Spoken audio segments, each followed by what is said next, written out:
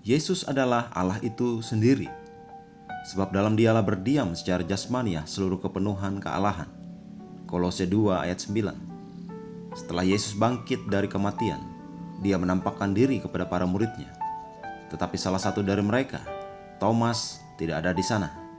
Jadi dia meragukan kebangkitan Yesus. Kemudian Yesus menampakkan diri kepada para murid pada kesempatan lain. Kali ini Thomas hadir, dan Yesus melibatkannya dalam sebuah dialog.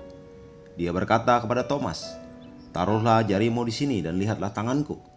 Ulurkanlah tanganmu dan cucukkanlah ke dalam lambungku. Dan jangan engkau tidak percaya lagi, melainkan percayalah."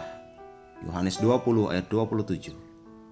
Thomas mengulurkan tangannya dan merasakan lubang-lubang di tangan guru dan lubang di sisinya. Kagum pada hal ini, Thomas berseru, "Ya Tuhanku dan Allahku." Yohanes 20 ayat 28. Ketika Thomas berbicara kepada Yesus sebagai Allah, Yesus tidak mengatakan, "Tidak Thomas, jangan memanggilku Allah, engkau jangan berlebihan." Namun dia menerimanya karena Thomas mengatakan kenyataan yang sebenarnya. Yesus adalah Allah itu sendiri. Dia adalah Allah yang berbicara kepada Musa di semak-semak yang terbakar. Dialah yang memanggil Abraham dari Haran dan berkata, "Akulah Allah yang Maha Kuasa.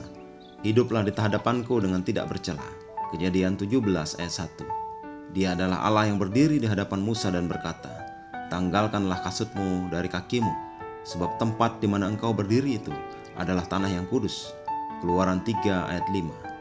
Yesus adalah Allah dalam tubuh manusia, tetapi orang-orang tidak tahu. Dia adalah Allah yang perkasa, Tuhan Allah. Dia adalah Sang Ilahi yang berkata kepada Musa, "Akulah Allah ayahmu, Allah Abraham, Allah Ishak dan Allah Yakub."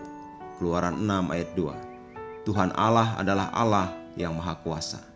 Inilah sebabnya mengapa orang-orang Yahudi mengalami kesulitan menerima Yesus Kristus sebagaimana adanya Dia, karena mereka harus mengakui bahwa Dia adalah Allah yang Maha Kuasa. Ya, itu benar. Mereka sudah mengerti dampak yang timbul akibat menerima Dia.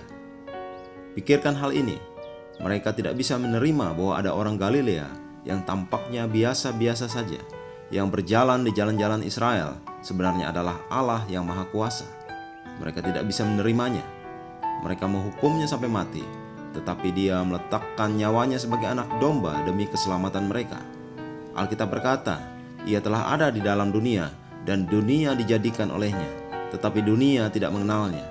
Ia datang kepada milik kepunyaannya, tetapi orang-orang kepunyaannya tidak menerimanya.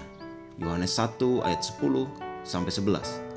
Rasul Paulus mengatakan kepada kita bahwa dalam Dialah berdiam secara jasmaniah seluruh kepenuhan kealahan. Ketika engkau melihat Yesus, engkau tidak perlu lagi untuk mencari Roh Kudus atau Bapa Surgawi. Dialah wujud lengkap dari seluruh kepenuhan kealahan. Mari kita berdoa. Ya Tuhan Yesus yang mulia, Engkaulah Tuhanku dan Allahku. Engkau adalah hidupku. Engkaulah tujuan hidupku.